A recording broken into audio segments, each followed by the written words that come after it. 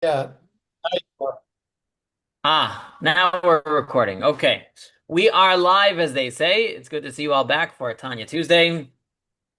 And it's a great time to start as we gear up for another Jewish year. This year, the Jewish year starts much, much earlier. We start Rosh Hashanah already September 11th.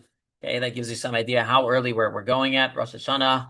And we finish all the holidays by early October. Okay, so it's really a very, very interesting year. So it's never too early to start preparing for the upcoming year.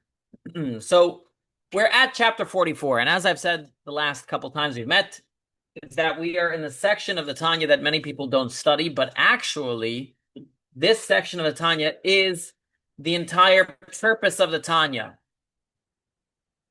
What is the purpose of the Tanya? And everyone studies the Tanya, but sometimes we lose sight. You ever read like a long book and like you get caught up in some details and you lose sight of what you were there for. Luckily for us, the Alter Rebbe tells us why he writes the Tanya. Now, one second. He tells us so so luckily for us, the Tanya tells us in the beginning exactly what it's for. And I wish I had Hebrew Tanya in front of me. I should pull it up. I should get a Hebrew Tanya. So if you pull up a Tanya, here, let me grab a Tanya here.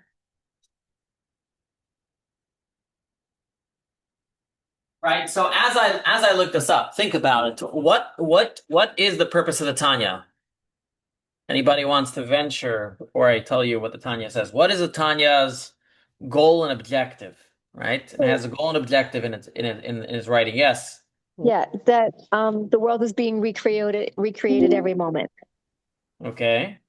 What wasn't it? The goal was to answer everyone's questions that the Alter Rebbe was getting all the time, and he decided to put it into a book so he would be able to answer people's questions without them asking them. Correct. So it's a guide in serving God, right? And ultimately, so he could have less people coming to him. It's like authors write books, so they refer you. Look at my chapter 31. But within the guidance, he had a very specific area. And that was, and I'll read to you from the first page. It is very near to you. He says, the Sefer Tanya, the first book. Nina, what you said is the purpose of the second section of the Tanya, though it comes up in the first section of the Tanya. He says, a gathering from all the books based on the verse, it is very near to you, in your mouth and in your heart to do it. Okay, and to explain how is it very near in a long, short way. Okay, so he's explaining to you it's not easy, so to speak, but it works. It's not easy but simple. That's one way of putting it, right? It's not easy but simple. One second. What? Yeah. So the point of the Tanya is, as he says, to explain to you what the verse that it says in Deuteronomy is very near to you in your mouth and in your heart to do it. So the purpose of the Tanya is to explain to you how is it very near to you, not just to do the mitzvos, but to do it in your mouth and in your heart. So a big objective of the Tanya is to not only do mitzvahs, which you can read many books on how to do mitzvahs, but to bring it out from your heart. And in fact, the Rebbe, the Lubavitcher Rebbe, our Rebbe writes in a couple places, that is indeed the purpose of the Tanya. The purpose of the Tanya is to help us serve God with the heart. Obviously, if you serve God with, obviously, it's not that we shouldn't do the actions, but to do the actions with heart. That is the ultimate goal of what it's trying to accomplish. And so people sometimes get lost in the beginning of the Tanya, because it goes on a whole dissertation, because you have to break it down. One second. So the Tanya So the Tanya has so the beginning of the Tanya has to break down who you are, how you work, but ultimately it's about serving God with the heart. That is the ultimate goal. And some people get lost in the beginning because we talk about being a Beinoni, a tzaddik, a rasha. But as someone pointed out very nicely, namely my father-in-law, that the beginning of the Tanya quotes a verse when it talks about being a tzaddik, a rasha, or a Beinoni. It quotes a verse that says, it quotes from the Talmud. It says, when before our souls come down to this earth, we mashbian also. We make the person swear Tehi tzaddik, be righteous, va'al tihi rasha, and do not be wicked. Right? So again, when we're in heaven, we are made to swear, be righteous and do not be wicked. Now, we have established in the beginning of the Tanya that most of us can never be a tzaddik. Most of us can never be righteous. We can maybe be a Beinoni. A Beinoni is someone who has desires to do wrong, but doesn't act upon it. Okay, so I can understand that we have to promise to God we will not be wicked. But what exactly is the promise to be righteous? And the Tanya explains, the promise of being righteous is that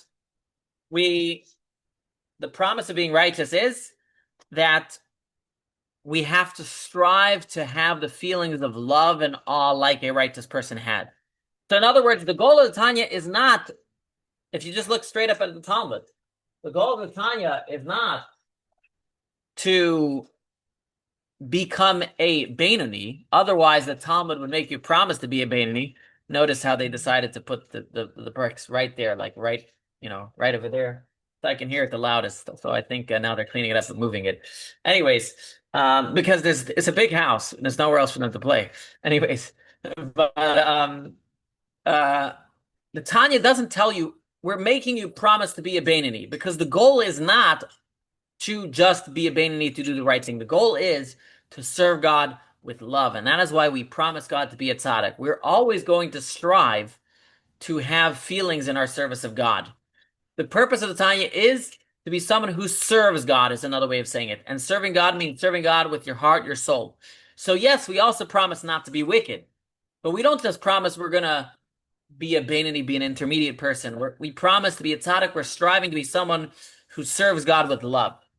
And so that is entirely what Tanya is here for. Tanya is here to teach us how to serve God with love and awe, with feeling, our entire being.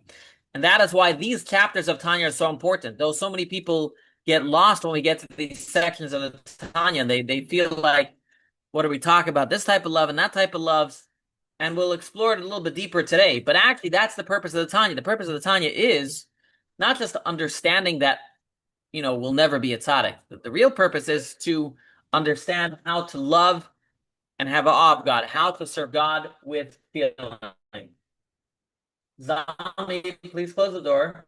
How to serve God with feeling. So with that preface, we're going to recap a little bit about what we studied about love and awe from last week. And then that will lead us to I'll put it like this. Hopefully today I'll give you a better understanding of all these different names of love, because some of these people hear all these different names of love and they walk away feeling like, what does it have to do with me? Like, either I love God or I don't love God. So hopefully I'll explain to you a little bit why we talk about levels of love and why it's so important to talk about levels of love. And I'll preface with a story. So again, to recap what I said today, the whole purpose of Tanya is to have feelings towards God. And I should say to serve God with feelings. So if that's the case, then these chapters are of utmost importance. In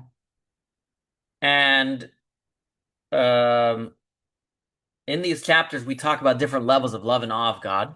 And I will hopefully try to explain to you today how talking about so many different levels of love and awe of God are important. So I'm going to preface with a story. And the story goes like this. There was one time three Hasidim, three followers of the Alter Rebbe, the first Chabad Rebbe, the author of the Tanya. And they were sitting and discussing what was so great about Abraham. Abraham, we know, is the first Jew. God chose him. He said, what's so great? So he was willing to sacrifice his son. But there's been, unfortunately, throughout the ages, many Jews who have had to do the same thing. What makes Abraham unique? So the first man said, what makes Abraham unique is that he didn't have thousands of years of history to learn from. He was a self-made man.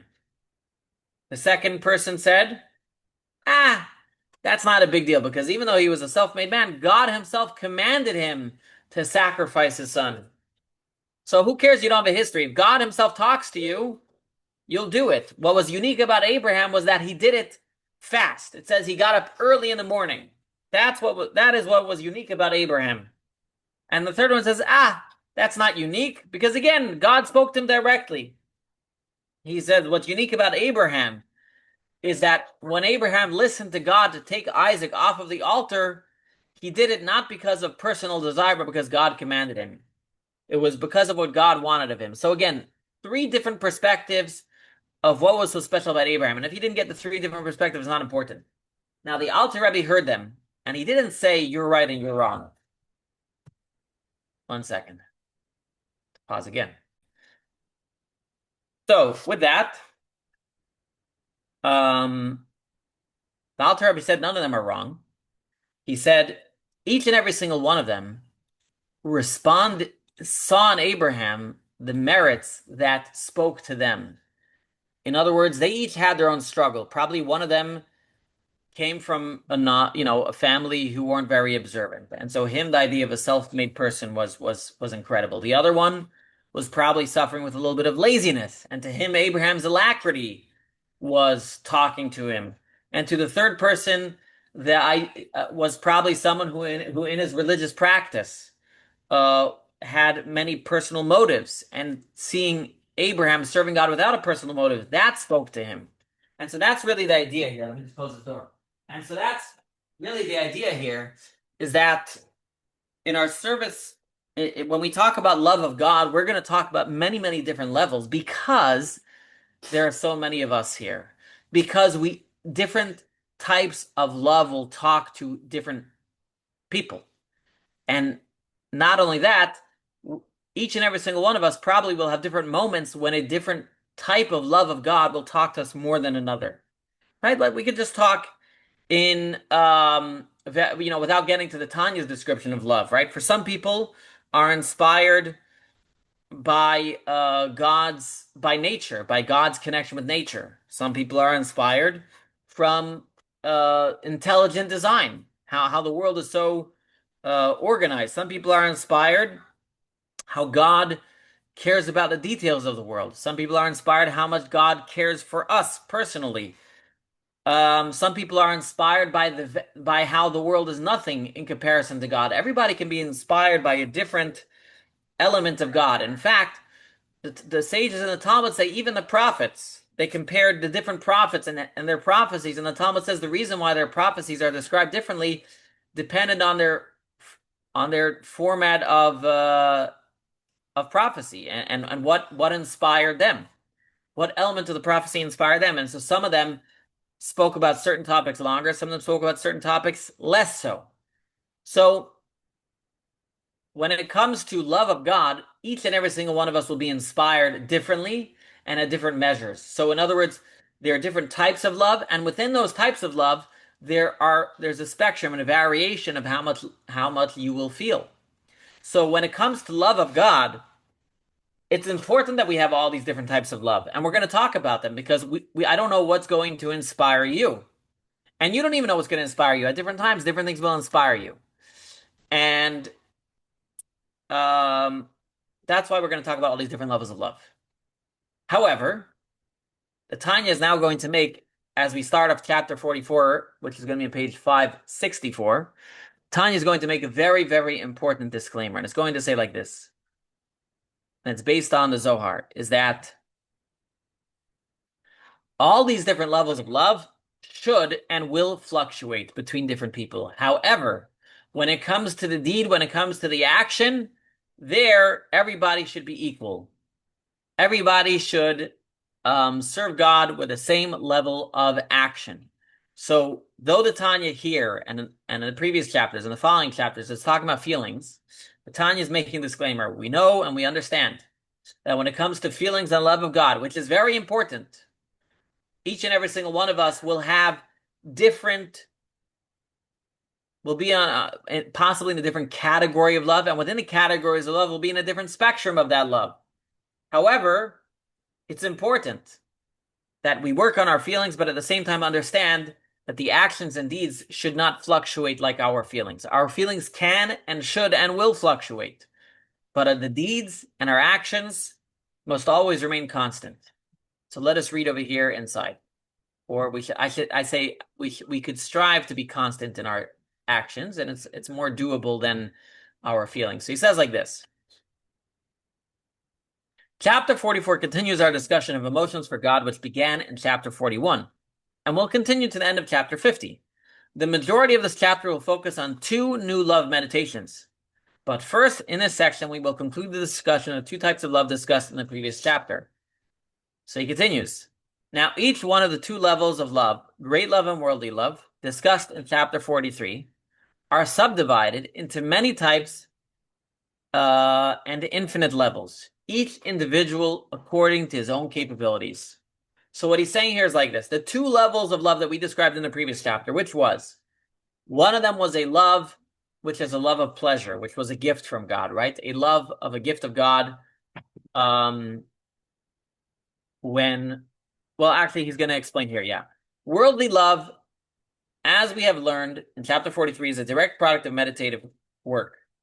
Right? So that's a love of meditating on the world, and through meditating on the world, we come to recognize God and we come to love God. Great love is granted from God as a gift from above, but will only come to a person who has first reached an impressive degree of emotional mastery.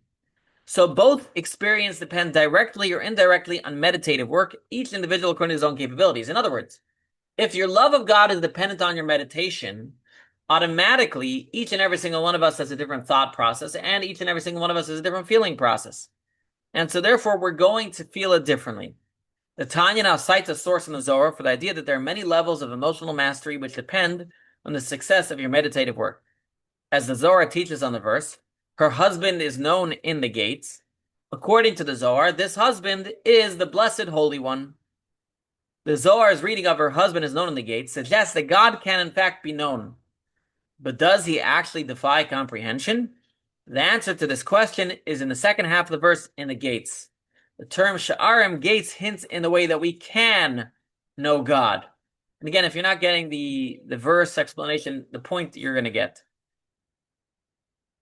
For he makes himself known and attaches himself with each individual according to the conjunctures of his heart, each individual according to his ability to connect to the spirit of wisdom. So he's going to explain here in the commentary, her husband is known in the gates as a metaphor for the emotional connection between us and God. We are the wife and God the husband. The city gates are the gates of the heart, which are open through contemplation. The term for gate, shar, is similar to conjecture. The verse is translated metaphorically by the Zohar. God will become known to us and experienced by us in the heart according to the level at which we contemplate his greatness, right? So just as a city, in order to get into the city, you need to go through the gates. In order to reach our heart, you need to go through the gates of meditation. And automatically, if our love of God is dependent on our meditation, so as he continues here in the commentary, if the feelings for God depend on each individual's meditative abilities, then the love for him will be subdivided to many types and infinite levels, as the Tanya states above. But this also means that nobody can see reverence and love as something unreachable. Every person can acquire these feelings for God in his own way. So Rabbi Shalom Dov Ber-Schneerson, who is the 5th Chabad Rebbe, explains beautifully. If this is the case, in other words, if feelings is unique to each and every single individual, it also means that it is within reach of every single individual. Maybe not Ahava Rabbah, the great love that is a gift from God, but most levels of love, and we're going to add more levels of love, are reachable because you are not being judged Okay, let's put it this way. You ever like see someone praying and you see them, I don't know, you meet people in your religious life, non-religious life, I don't know. You see people who have great feelings of love for God, and you might look at them and say, well, I wish I had that. And that's okay to wish that you had that. But also, that doesn't disqualify your level of love. Okay, God gave them a certain level and ability of love for God. And by the way, maybe they worked on it more, so you can always be jealous of someone. But if you didn't work on it, what right do you have to be jealous, right? Which, by the way, people wondering here about jealousy, is jealousy allowed? In spiritual things, jealousy is more allowed than physical things. I say more allowed because there's still a right way to do it and a wrong way to do it. In other words, in positive things, you could look at someone else and say, I would also like to have it, and therefore work towards it. And improper jealousy is when you wish that nobody has it, right? Well, I don't feel God, so I don't want the other person to feel God, right? That would be wrong. But anyways, so when you look at someone else and you see them praying and you see they're swaying and you can see they're feeling it, right? Let's say they're not faking. You can see they're feeling it and you say, what's wrong with me? You have to know that you can also feel God. Try it. Next time you're going to pray, take the Siddur, take the prayer book, read the prayer. If you understand the Hebrew, great, do it in the Hebrew. If you don't understand the Hebrew, read the English. Read the prayer in English. Think about every single word. Meditate. Take a prayer. And you'll see most of the time you'll find that you will generate some level of feeling. Or sometimes you might find that prayer is not talking to you. You might need to find a different prayer. Another Rebbe used to tell people, because the morning prayers are very long, the Rebbe used to tell people, make sure you take at least one prayer a day in which you're going to meditate and contemplate and think deeply about. In other words, we have a lot of prayers to say, and you have to say them a little bit quick. But he used to say, take at least one prayer, which you're going to do with kind of a little more thought process, a little more meditation, a little more thought. And so forget about what other people around you feel. Each and every single one of us has the ability through our gates, through our minds, to have some levels of feeling. So take a prayer and think deeply about it as you say the words, how it applies to you in your life, or whatever it is that you're thinking about. Really imagine it, think about it, and most of the time you will find that you will be able to generate feelings. And it'll be your unique feelings. Whatever you feel will not be the same as someone else feels. Can you feel more? Of course you can. The more you work on it, the more you feel it. All right, so now he continues inside. So number one he's saying is feelings are subjective to every single person. There's many, many different levels of love. They all have different names because they're different types of feelings. And within those feelings, there's a spectrum of feelings. And you should know that whatever feelings you feel are each individual according to their own abilities. Don't judge yourself by someone else. Then he continues, and he says, that's why reverence and love are referred to as the hidden things that are for God our God. This is from Deuteronomy. Deuteronomy, it says, the hidden things are for God. So one way to read that, okay, so the verse says, the hidden things are for God and the revealed things are for everybody. So one way of reading that is, well, we can only judge people by what we see. We can't know what's in people's hearts. But a deeper thing of that is it's referring to in our service of God. What's in our hearts, that's only for God, right? Whether people have feelings towards God, only God knows. Nobody else can know, right? Even if someone externally shows love, it doesn't mean they're actually having love, because nobody can really know how you feel. But then it continues, but the revealed things, which is Torah and mitzvot, are the revealed things for us and our children to do. It says when a person studies Torah and observes positive commandments, it's revealed to everyone. Torah observance is an external and objective revealed. Love and reverence of God, on the other hand, are internal and subjective, hidden. That's because your love and reverence are a product of your own understanding and appreciation of God, which varies from person to person, each individual according to the conjectures of his heart. So, the point is that the deed, we're all equal. We have to do the same thing. How we feel is between us and God, as it says. let's go back inside. For when it comes to practically observing all the Torah mitzvos, we have one objective standard, one Torah and one law. But that's not the case with reverence and love, which vary according to the knowledge of God found in the mind and heart, as explained above. So this is all. So the Tanya is basically closing up the previous chapter. It's saying, in last chapter, we got in a discussion of love of God, and we started with 2 levels, and we're going to continue in this chapter with more. And he's trying to tell you, understand and know that love of God is subjective. There's a spectrum. It is within our ability, and we're going to give you many, many different types of love, so each and every single one of us can find different ways to love God and different things that will talk to us at different times. And just know that the deed we all have to do, and love we also should do. And don't judge yourself by other people. It's between you and God. And though the Tanya's purpose and goal is very much to give you a love of God, at the same time, don't judge yourself too harshly, comparing yourself to other people, because this is a personal. This is something that's personal between you and God. You know, it's interesting. I meet a lot of people as a rabbi, and one of the things that people tell me a lot of times when it comes to, you know, I might ask them to put on tefillin, like candles, Hanukkah, whatever I'm asking them to do a mitzvah. And they tell me that, you know, their religion is between them and God. And though it's true, what the Tanya here is presenting that is true, but there is one objective standard that I mean, it's between you and God, but it's revealed, okay? That there is a objective standard. What's between you and God is your feelings and your practice. But the practice of the deeds is equal to every single one of us. And each and every single one of us should strive to add, more deeds into our, should try to add more deeds into our observance, because that is an objective standard. Any questions or comments before we continue here? Going into deeper levels of love.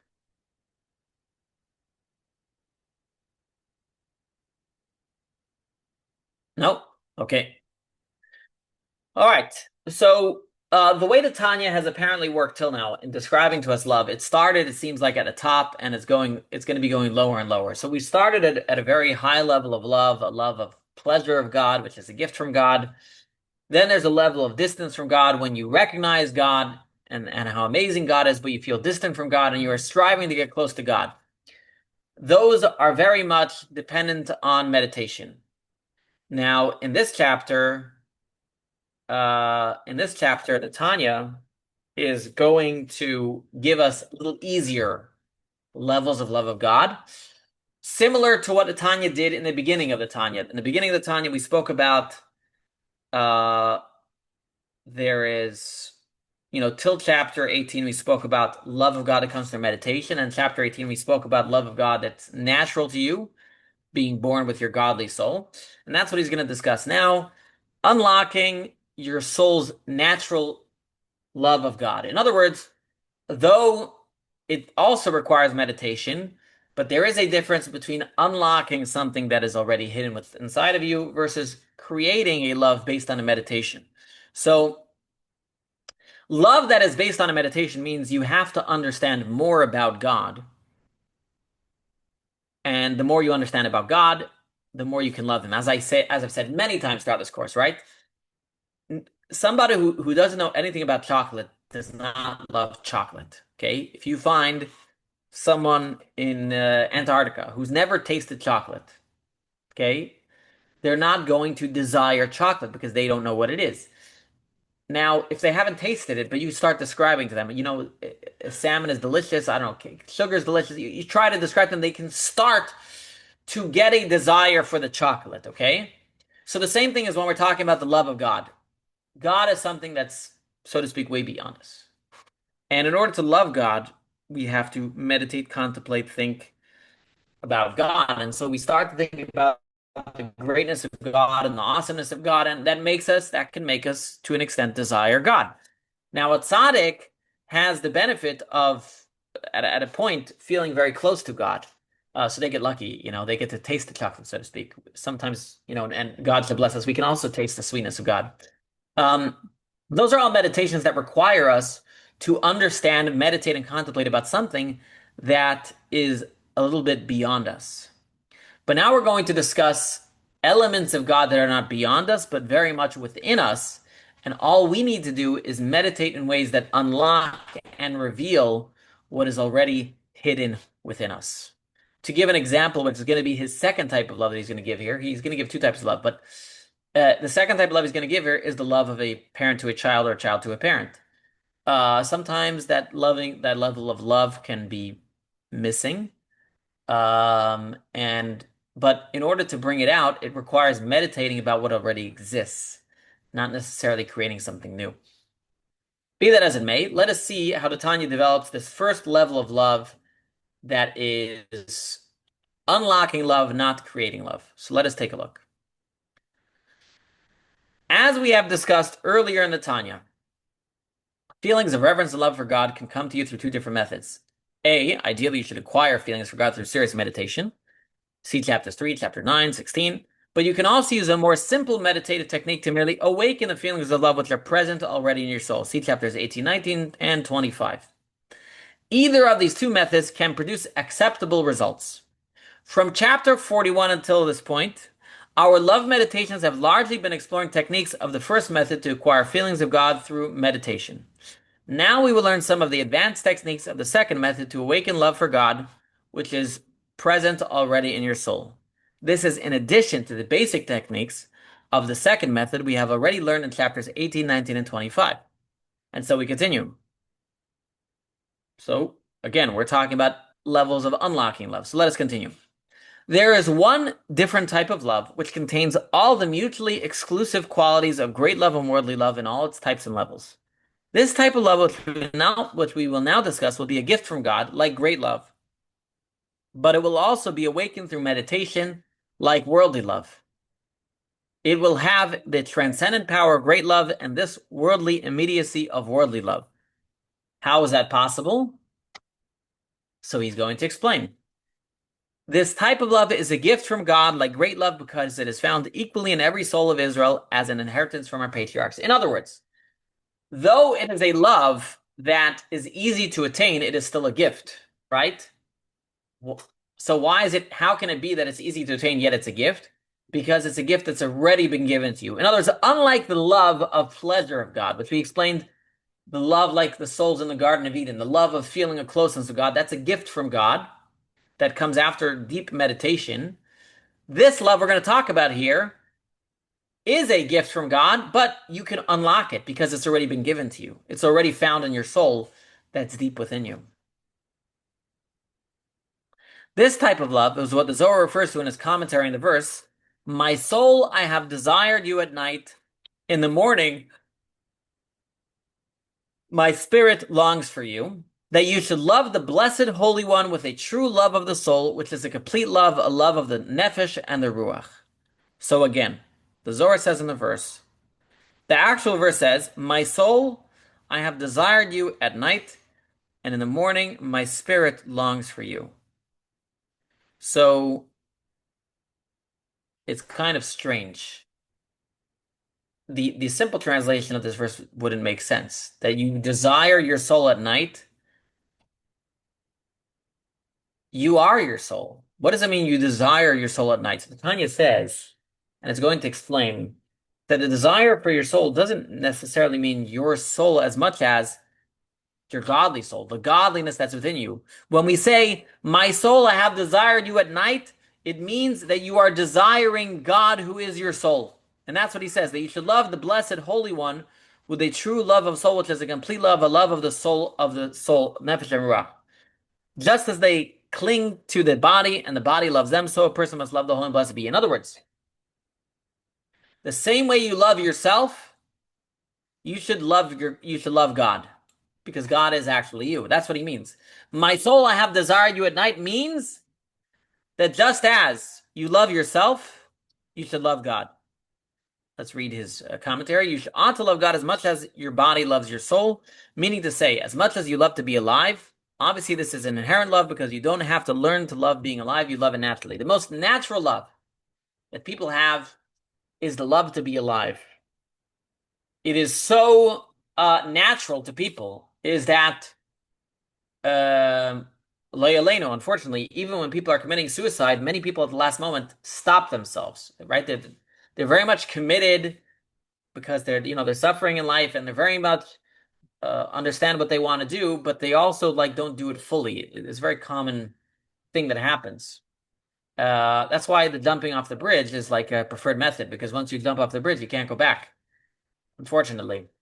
But a lot of people that try to commit suicide, they start and they stop because there's just something so built into us, so natural to us to love life.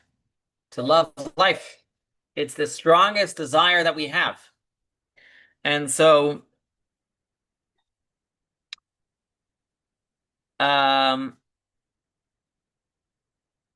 this is, truthfully, if we love life and we understand that our true life is God, then automatically we love God. That's ultimately going to be the Tanya's argument here. In other words, this is a very, very simple meditative way to come to love of God. You understand how you love to live. I assume everybody here loves to live and wants to live.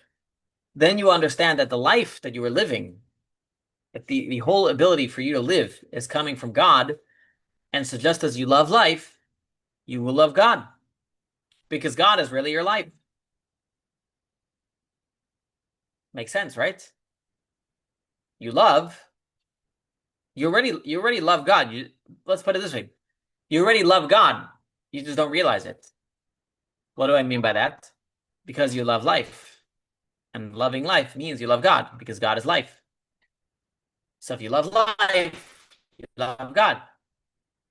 Now, does it take still some mental gymnastics to understand that life is God?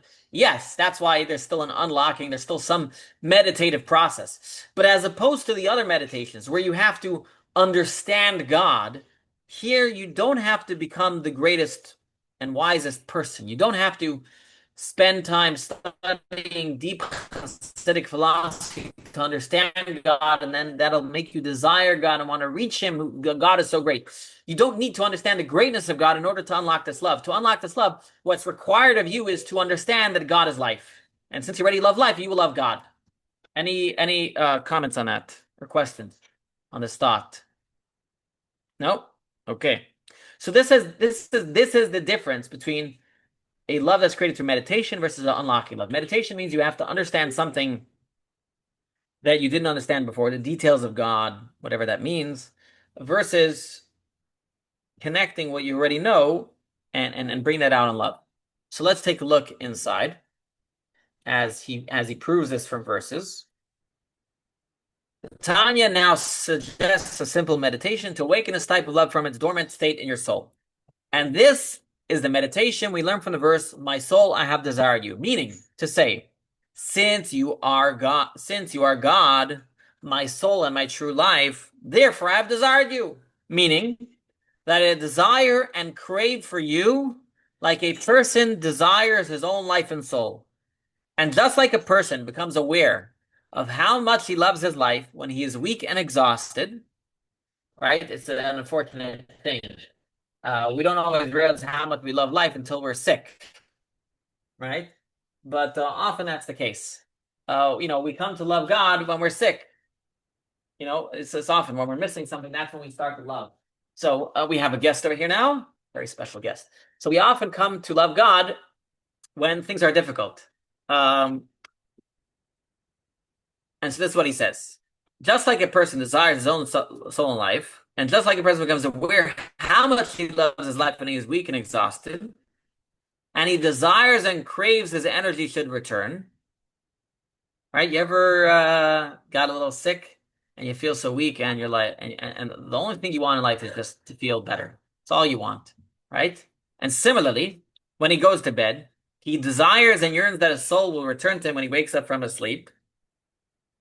In the same way, I desire to draw inside me the blessed infinite light, true source of life. Life is the greatest pleasure of all, but you don't feel the pleasure because it's a constant one. Only when your life comes into question, for example, due to illness, God forbid, do you realize how much it means to you. If you can call to mind how much you love life, then with the same intensity, you can come to love God, the true source of life. That's a very powerful thought. So number one, think about it like this. We love life, but do we always feel that great craving and desire for life?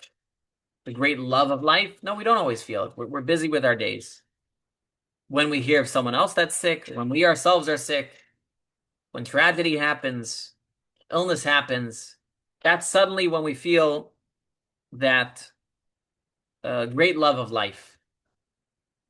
So, in other words, what we get from here is that even our love of life is something that, or by the way, when you're holding a little baby, you have a great love of life, right? When you hold a little baby. But what we get from here, yes? What we get from here is that even though we love life more than anything else, we're not always feeling it. And it requires sometimes some level of meditation to unlock it. So here you have an example of something which you love, but yet requires a thought process to unlock. Now, when you're sick, that thought process comes to you automatically. This is why we talk about saying Modani in the morning, right? The gratitude to God for life. It should be a natural feeling, but it happens every morning, so we don't think about it. That's why we have to say Modani. When we say Modani, it awakens within us the feeling of gratitude and the thankfulness to God for the life that He's giving to us. And so the same thing is this love for God over here is when we can feel that God is our life, then we love God like no tomorrow. So it's unlocking. Now, this requires you going back to chapter 25 to something that Nina mentioned, recognizing the oneness of God within the world, right? That's why it's such a foundational piece of the Tanya, and it's the next section of Tanya as well, at length. It's a foundational meditation of Tanya, understanding the true life, the true energy of this world is God, and how the world is truly one with God. But when we understand how the world and our life is one with God, then when we love life, we love God. There's a story of Rabbi Akiva. Rabbi Akiva was lived in Rome. We know he was ultimately put to death by the Romans. And Rabbi Akiva was banned at a certain point to study Torah. And so one day he met a Roman guard or general, a guy called Pappus. And the guy Pappus told him, I don't understand, why do you continue to insist on studying Torah when why do you insist to continue studying Torah when, you'll be put to death? I mean, doesn't everybody love life more than anything else? Why would you continue to study Torah? So he told him, he says, I'll give you a parable. He says, there was once a fish swimming in the stream, and there were fishermen trying to catch the fish. And so the fish are swimming back and forth, trying to escape the fishermen. And there's a fox walking along the riverbank, and he looks at one of the fish, and he says, Mr. Fish, I have a brilliant idea for you. You're here trying to escape the fishermen. They're trying to capture you. You live a life of peril. How about get out of the water, come here to dry land, be here with me, and you won't have to be afraid of the fishermen. They're only fishing in the water. Just come out here in dry land, and we'll live here together. Of course, the fox was probably very hungry. So the fish looks at the fox and says, Mr. Fox, are you known to be the wisest of all, the sly fox? You're supposed to be a wise animal. He says, you're so foolish. He says, if even in the water, which is my life, I'm in danger, how much more so when I go to the dry land, which is not my life? that I'm in danger, right? So yes, in the water I'm in danger, but I'm in my life source. I'm in the water. If I leave the water, then there's nothing left. Then there's no escape. And so the same thing, Rabbi Akiva told this Roman general or guard, I forget, Papas, he told him, for a Jew, the Torah is our life. So yes, studying Torah is dangerous, but I'm a fish in water. I'm escaping the fisherman. You pull me out of water, I have nothing else to live for. So in other words, I would say Rabbi Akiva came to the full realization that life is God and God is life. And so therefore to him, if life had no study of Torah, no connection to God, he'd be like he'd be like the fish out of water. He had no desire for such a life. He had the full appreciation, understanding of life as God. And so when we can get to some level of feeling like that God is our water, that God is life, we will come to love God, and we will come to love him more than anything else that we experience in life. More than pizza and more than everything else more than chocolate and all the other things that we could think of. All right, so now that Tanya's going to end off over here. That if this is the case, that if we've come to recognize that God is our life and we love God, automatically we will come to study Torah and do mitzvos, right? That's ultimately the point here. The love leads to action, right? So the Tanya explains that when you come to love God in such a way, when you feel that God is your true source of life, you will express this love of God through studying Torah when I wake up from my sleep at night. And this will attach me to God, since the Torah and God are totally one. Okay, so in other words, you don't just want to suffice with knowing that your life is God. You will want to feel that connection, and that is, of course, through the Torah. As it says in Zohar, that out of the love for the Blessed Holy One, a person ought to get up every night and exert himself in worship until the morning. So many of you may not know this, but it's very common for Jews back in the day, in the evening after the night prayers. There was no work anymore, of course. It was dark. There were only candles. People would go to sleep, and then they would wake up at midnight, and they would study all the way till the morning. Okay? Now, I don't know if they had less sleep than we do, but let's assume it's a long winter night. They could get in 6 hours of sleep before midnight. It's possible. They weren't up all night looking at their phones or trying to work. The day was simple. Once the sun came down, work was done. All right, now it continues. During the day, you feel connected to God because you're often involved in prayer, study, and mitzvah observance. But when you meditate on the fact that your connection to God is your life, the absence of a strong connection during the night hours when you're asleep might inspire you to wake up in the night and study Torah. Of course, Jewish law doesn't require you to get up in the night and study, but it's something you might do out of love. All right, so that concludes this level of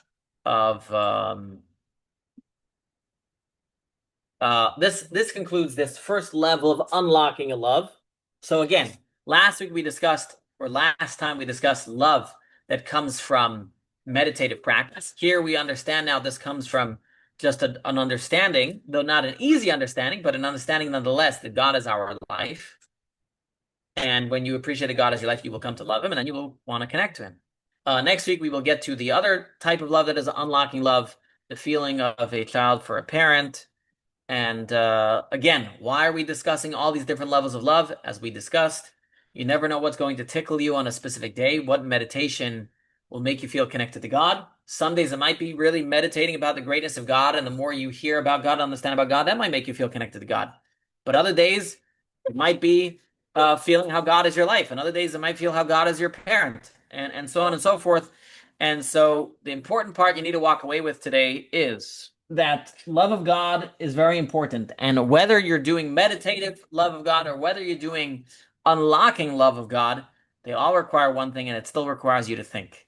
There's no way around that. It requires you to think.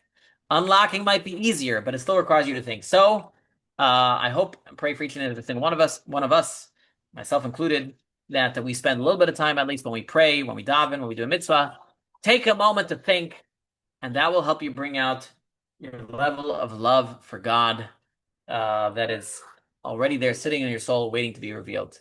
Thank you so much for coming, and we will see you next Tuesday at 12.